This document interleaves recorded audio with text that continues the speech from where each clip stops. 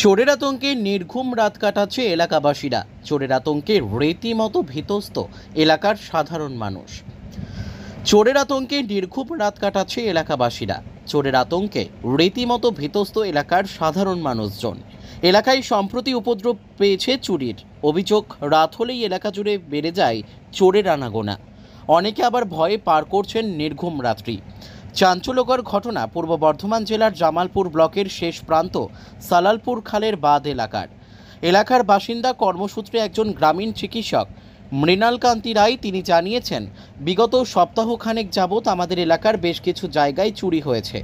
চোরেরা মোবাইল, টাকা পয়সা হাতেই নিয়ে চলে গেছে। বিশেষ করে বাড়ির তালা চাবি কীভাবে খুলছে সেটা আমরা কোনোভাবেই বুঝতে পারছি না।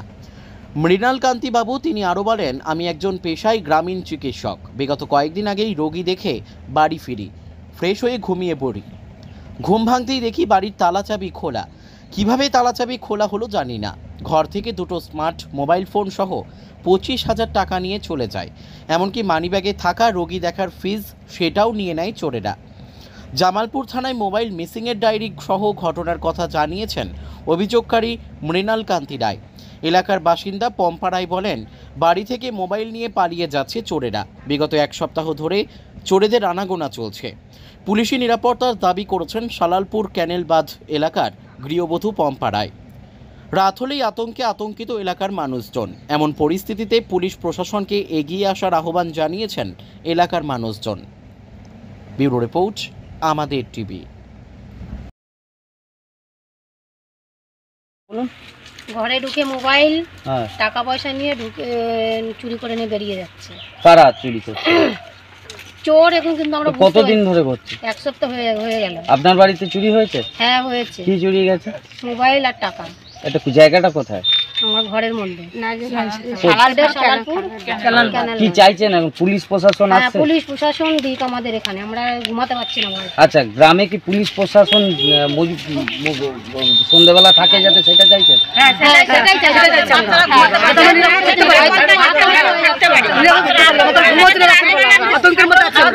আপনার নাম? আমার নাম পম্পা রায়। আতঙ্ক? হ্যাঁ। কি সমস্যা হচ্ছে? কি সমস্যা? আমার দুটো মেয়ে থাকে, আমি ঘরে, আমার স্বামী থাকে। আমাদের খুবই ভয় লাগে। আমার আচ্ছা। মেয়েটা 6 দিন ধরে ভাত কিছুই খেতে পারে না। কেন? ছোট মেয়ে, ওই চোরের ভয়তে। আচ্ছা। ও ঘুমের ঘরে কেঁপে ওঠে। হ্যাঁ, হাসিস কেন? হ্যাঁ। দিয়ে আমিও থাকতে পারছি না, আমিও রাত ভর ঘুমাতে পারি না। দিয়ে আমার বড় মেয়েটাও আমাদের মানে ঘুমাতে পারে না, বাড়িতে কেউই পারি না আমরা। আচ্ছা, সমস্যাটা কি হচ্ছে মূলত?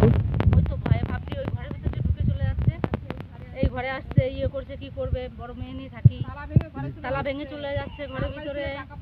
কোথায় আপনার জায়গাটা? কোথায়? সালালপুর। পুলিশকে জানাচ্ছেন গোটা বিষয়টা?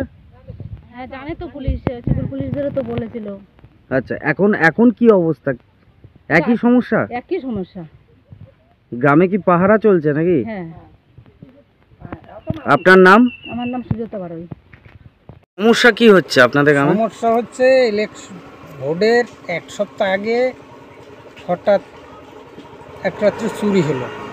এক বাড়ির থেকে ঢুকে তালা খুলে 9,000 টাকা নিল, আর এক বাড়ি ঢুকলো, একটা মোবাইল নিল, 5,000 টাকা নিল।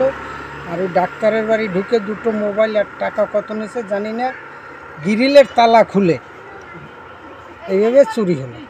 চুরি হওয়ার পরে একটা রাইতো বাদ নেই, প্রত্যেক রাত্রেই চোর আসে। আচ্ছা, এখন কি আতঙ্কে রয়েছেন? এখন তো খুব আতঙ্কে রয়েছি। সারা রাত্রির বাচ্চা কাচ্চা কেউ ঘুমাতে পারি না, সবেই সারা রাত্রি। আচ্ছা, আর কি সমস্যা হচ্ছে? আর সমস্যা হচ্ছে এই সমস্যা হচ্ছে এখন তো কেউ কাজকর্মে যেতে পারতেছে না, সব তো বাড়িতেই। আচ্ছা, পুলিশকে জানিয়েছেন গোটা বিষয়টা? হ্যাঁ, সিভিল পুলিশ তো আসছিল কালকে রাত্রে, একটা ধরা পড়ছে, এত থানায় নিয়েছে। আচ্ছা, এই গ্রামটা কোথায়? সালালপুর। সালালপুর। আপনার নাম? আমার নাম রমেশ অধিকারী। জায়গা মূলত এটা হচ্ছে সালালপুর খালের বাঁধ।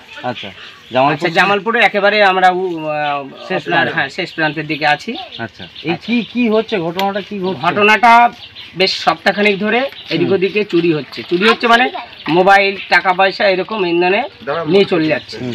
আর বিশেষ করে ঘরের তালা কিভাবে খুলছে আমরা কেউ বুঝতে পারছি না। আর আমাকে দেখতে পাচ্ছেন, আমি একজন পেশাগত ডাক্তার, RMP, আমি গ্রামে প্র্যাকটিস করি। আমি রাত 1টার সময় রুগী দেখে বাড়ি এসেছি। আসার পরে আমি ঘুমিয়ে গেছি যথারীতি। সেই সময় আমার বাড়িতে তালা কিভাবে ওরা খুলেছে আমি বলতে পারবো না।